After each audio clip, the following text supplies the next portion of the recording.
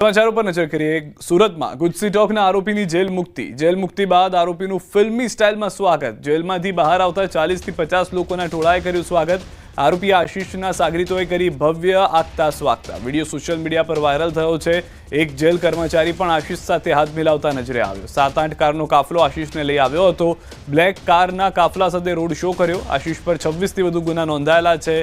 खून, अपहरण, लूंट, धमकी सहितना गुनाओ दाखल है। जेल डीवायएसपी डीपी भट्टे समग्र घटना अंगे तपास शुरू करी।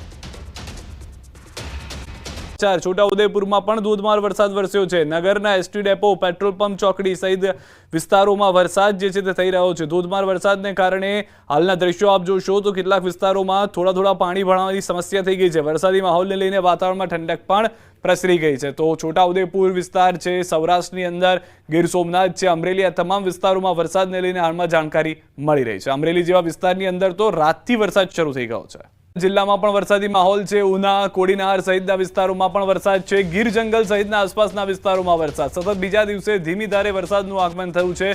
दिवसभर तड़को और सांज पड़ता वरसादी माहोल जे छे ते जोवा मळ्यो छे। वरसादी माहोलथी वातावरण में ठंडक प्रसरी गई है।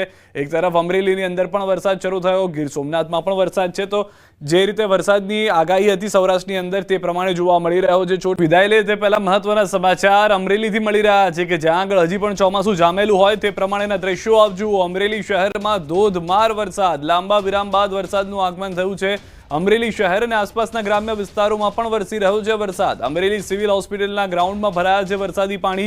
લાંબા વિરામ બાદ વરસાદ આવતા ખેડૂતોમાં ખુશીનો માહોલ છે। ખેતી પાકમાં વરસાદની જરૂર હતી અને મેઘમહેર થતા ખેડૂતોમાં ખુશી છે। તો અમરેલી શહેરની અંદર જે છે તે હાલમાં વરસાદ જે છે તે થઈ રહ્યો હોવાની જાણકારી છે। કેટલાક વિસ્તારોની અંદર વરસાદના કારણે પાણી પણ ભરાઈ ગયા છે। વધુ માહિતી ન્યૂઝ 18 સંવાદદાતા રાજન પાસેથી મેળવીશું। રાજન, શું પરિસ્થિતિ છે હાલમાં સમગ્ર અમરેલી પંથકની વરસાદને લઈને? સિદ્ધાર્થ, આમ તો ગઈકાલ રાતથી સમગ્ર જિલ્લામાં વરસાદી માહોલ છે। ગઈકાલે રાત્રે પણ બગસરા વિસ્તારમાં ખૂબ સારો એવો વરસાદ પડ્યો હતો, પરંતુ આજે બપોર બાદથી અમરેલી શહેર અને આસપાસના ગ્રામ્ય વિસ્તારમાં ધોધમાર વરસાદ ખાબક્યો છે। ખાસ કરીને અમરેલી શહેરના અનેક એવા વિસ્તારો છે જ્યાં વરસાદી પાણી ભરાયા હોવાની સમસ્યા પણ ઊભી થઈ છે।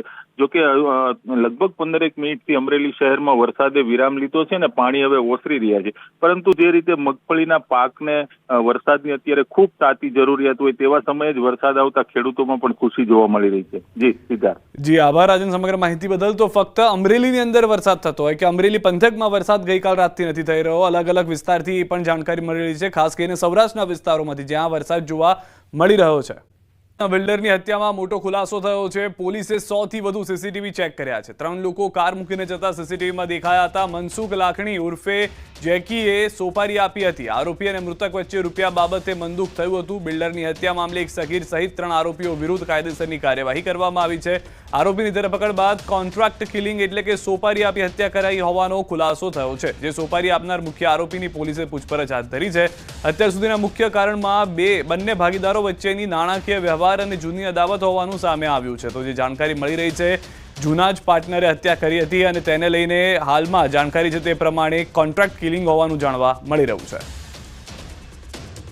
આરોપી કે જેમાં હિમાંશુ ઉર્ફે રાહુલ રાઠોડ પોતાની પૂછતાછ દરમિયાન જણાવે છે કે તેને મરણ જનાર હિંમત કનુભાઈ રૂડાણીનું હત્યા કરવા માટે મનસુખભાઈ લાખાણી ઉર્ફે જેકી નાઓએ સોપારી આપેલી હતી। અને બીજો આરોપી છે પપ્પુ ઉર્ફે હીરાજી મેઘવાલ અને ત્રીજો આરોપી જે છે તે કાયદાના સંઘર્ષમાં આવેલું બાળક છે। 7 ગેમ અલગ અલગ પ્રકારની રમી શકાય છે। આ દ્રશ્યો અમે કોમ્પ્લેક્સની અંદરના પણ આપને બતાવી રહ્યા છીએ કે જ્યાં આગળ જીમનું પણ આયોજન કરવામાં આવ્યું છે। સૌથી વધારે મહત્વની વાત, પાર્કિંગને લઈને પણ હાલાકી ન થાય તે માટે 800 થી વધુ ગાડી પાર્ક થઈ શકે તે માટેનું આયોજન કરવામાં આવ્યું છે। દેશભરમાં યુવાનો માટે કોમ્પ્લેક્સ ખુલ્લું મૂકી દેવામાં આવ્યું છે।